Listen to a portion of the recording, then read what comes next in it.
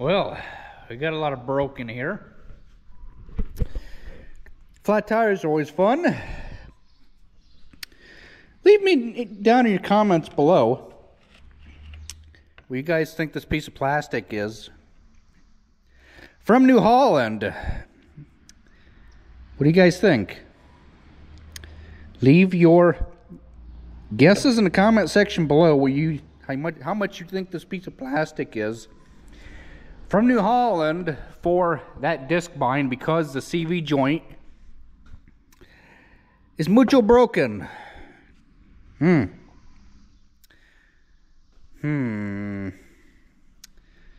this and everything else, the CV joint, a shaft, what do you guys think it cost? I'm curious. Let's have a discussion. So you guys want to see something interesting is you can watch me park the rakes.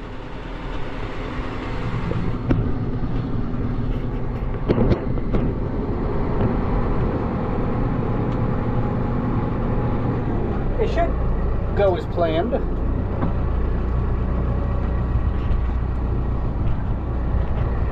But that I'm not sure. So you guys will watch me fail, or you watch me, yeah. I've never done this before. Don't do that. Oh, let's see.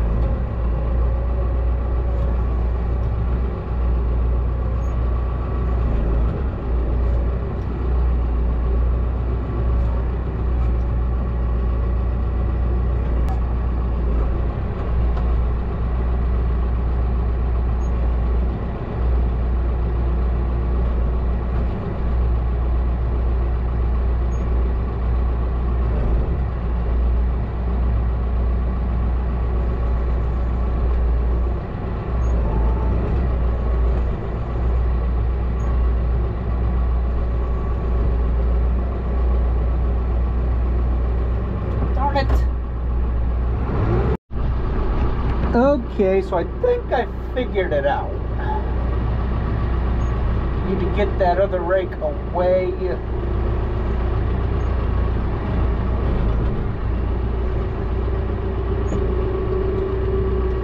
Turn that back one so it's headed that way. Oh, you dick.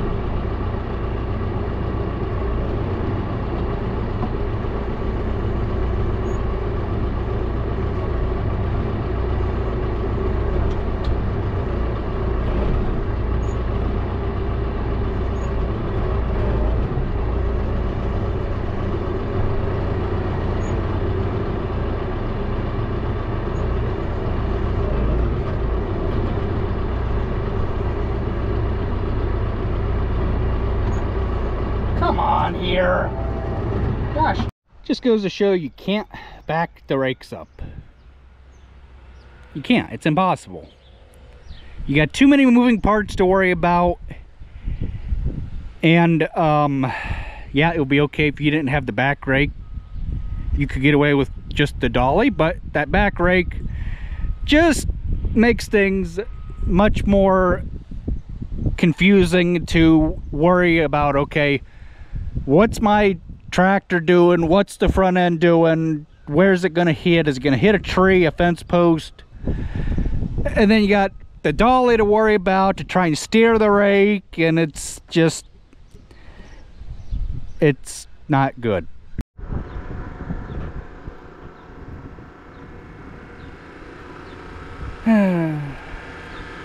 Time to clean the tool up.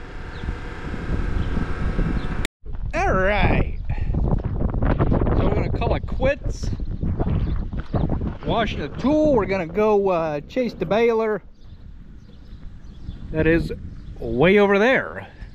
So we don't have the thing all the way washed. We just heavy door.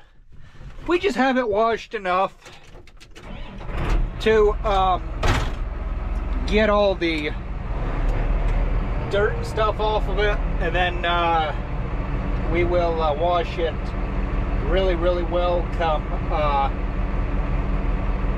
end of fall time when we're all done with it.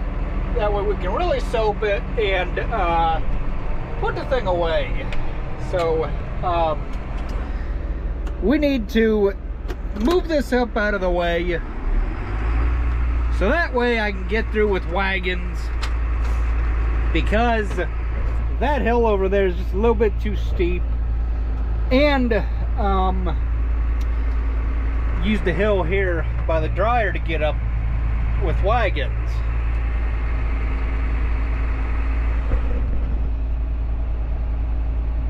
Yeah, let's get going. So we'll just leave this thing right here, basically just so that way I can get to that when time comes. I have to go pull wagons right now, move that up ahead and put the rake right in front of this 8300, keep it over close to the fence so that way we can get out of here with Big Bertha. When the time comes, we don't have the building space to put that in. It'd be nice. Got hay wagons in there that are right there, so yeah. Take these over, put them away in the building. We don't need them. As long as you're somewhere in the neighborhood of within reach of that adjustable tongue, you are okay. You don't have to be really straight. Just like I said, you have to be somewhere in reach of the sliding tongue, and the tongue is slid out. I thought I parked in the shade. Well, I kind of still did. Right there's the shade. Oh well. Take the corn planter over, or a corn planter. Yeah. It's one of them days. Thursday, July 4th, 2025. We're gonna climb our way up in this tractor here. So one thing I miss about the John Deere 7000 conservation planter is just how easy it is to hook up, and that you don't need a bunch of wires and hoopla stuff to make the planter work. But you know, it's not a John Deere 7000 no more. It's a John Deere 1750. No, 1770. I don't know. I can hardly keep track of what day it is. But I gotta have help hooking this up. It's a 2-point machine, and it has so many wires, so many connections. Me and that kind of stuff don't get along.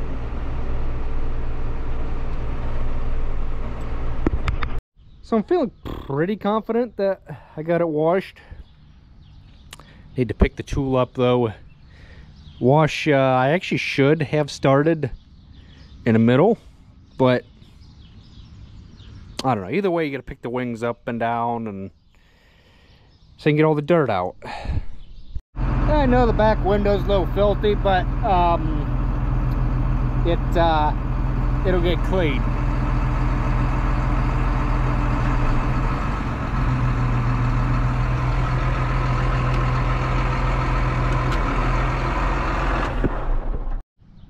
Apparently that never went over center. Can't have it like that. I don't trust it to be washing around underneath that wing there. That one I trust, this one, no. It does make sense to fold your tool up so that way you can wash the center out a little bit better and you could the wings, get in there, get all that dirt. Do I kind of wish this Harrow rolling basket would come off? Yeah, but you got your lights that are integrated into this. You got a bunch of wires for the lights, brake lights, tail lights, turn signals, four ways, and all that. Like I said, it'll be nice if it came off, just this part here. But then you have to take, you know, that off and all that to get in here to wash it right. But I also asked myself too, how did you survive doing it with the thing on for all these years? Very good question. I don't remember, but somehow it got done.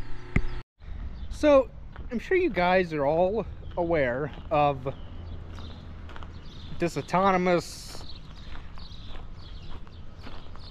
driverless, operatorless, basically humanless agriculture.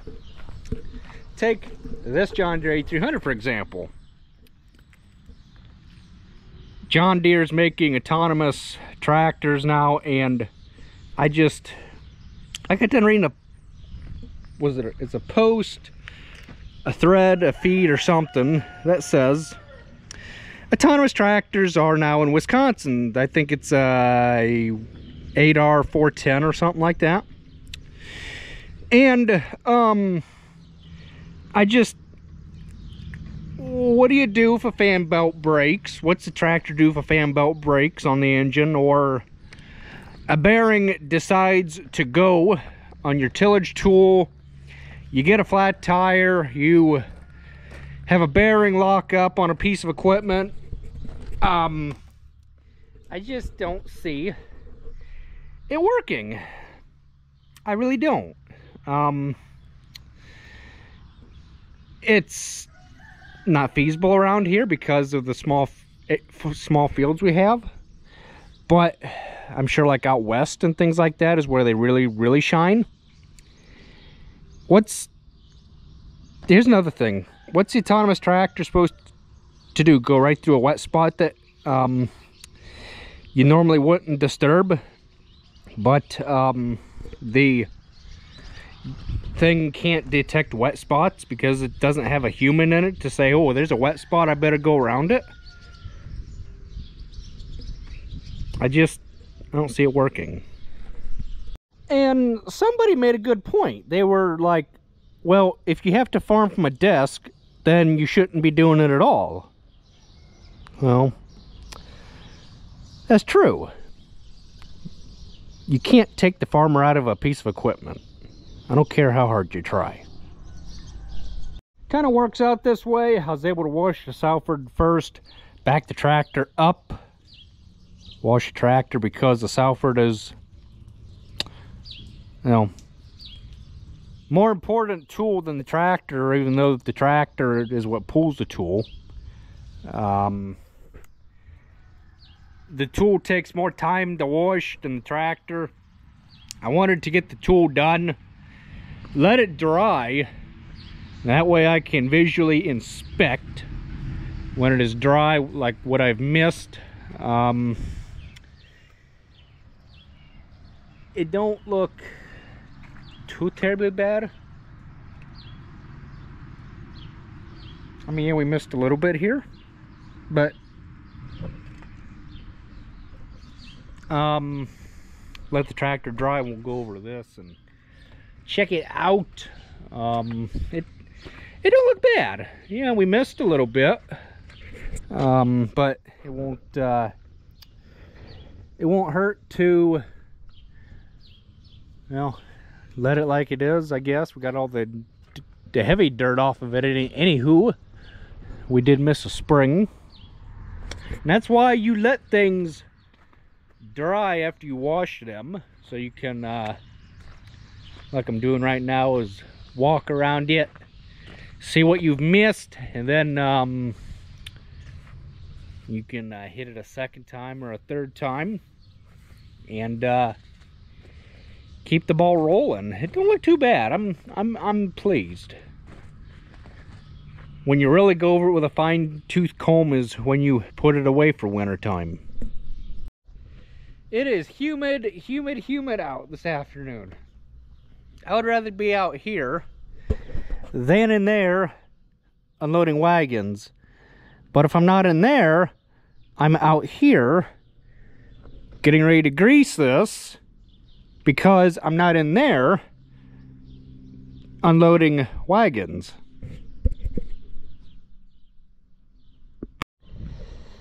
Time to grease. Oh crud, you know what? I'm gonna have to fold this up,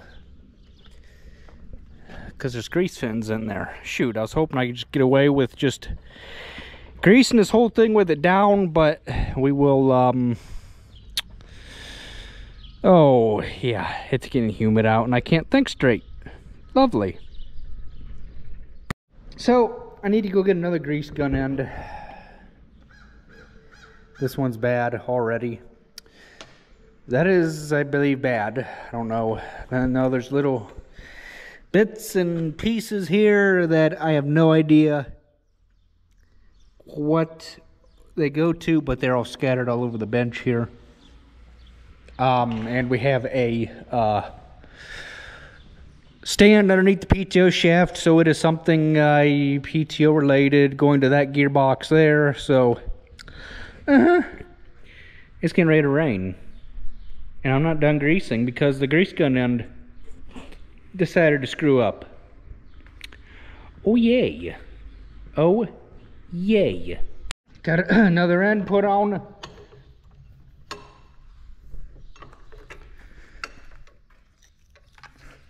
And the rain's here a half hour too early, but that's okay. We'll just keep on working. Rain has never stopped me before. That's why there are things such as raincoats, rain pants, you name it, they invented it. The grease end that I had on this thing to start with, it took a 11/16 wrench to get it off. This one that I have on took a 9/16 wrench to, ouch, to tighten it up. So I don't know what the difference was, but there was a difference in what wrench size you used to take it off. Okay, so for those of you that well, we might as well start over with that one because that's where we left off. For those of you that don't know this trick, it is a very useful trick when putting a brand new end on a grease gun. Is when you first get them, they are tight, which when I say tight, this end here, see what I'm doing? Loosening that up. You can see the gap get bigger, and there's little balls inside. They're little jaws that clamp on the grease nipple, okay? Allowing grease to be dispensed into the grease nipple. Well, what most people do, most people have argued with me, is, oh, you don't loosen that up, and you don't, that's how grease gets all spewed all over. Well, okay, so you're gonna put that on there, and then you're gonna have a heck of a time getting that thing off. All you do, you take right about there, I'd say. You put that guy right on there, okay? Now, he comes right off. You know what? Why? Because I've taken and I've loosened that up.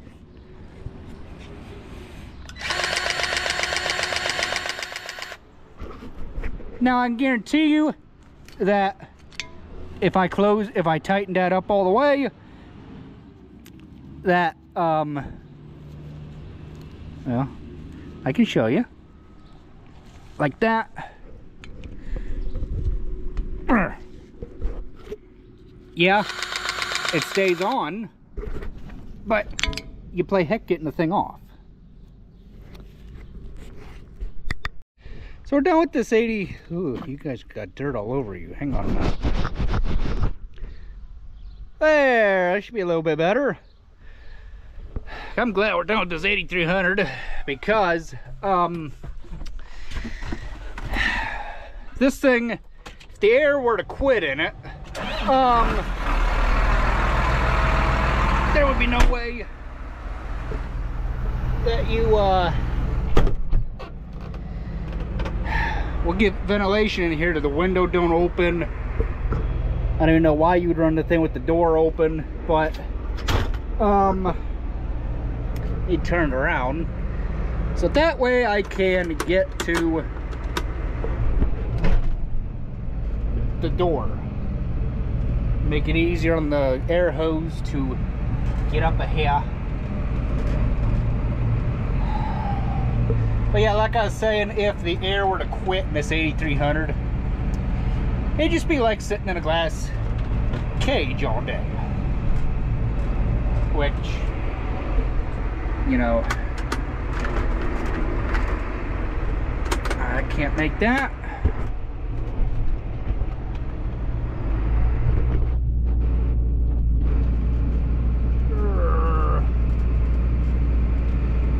We'll get this beast turned around here one way or another. Just takes a little bit of room.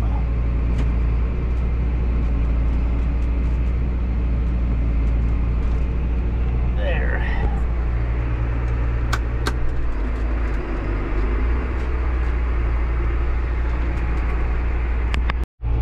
Of course, like I was saying earlier, I've run enough stuff throughout my career that don't have air to be appreciative for when the air conditioning does work.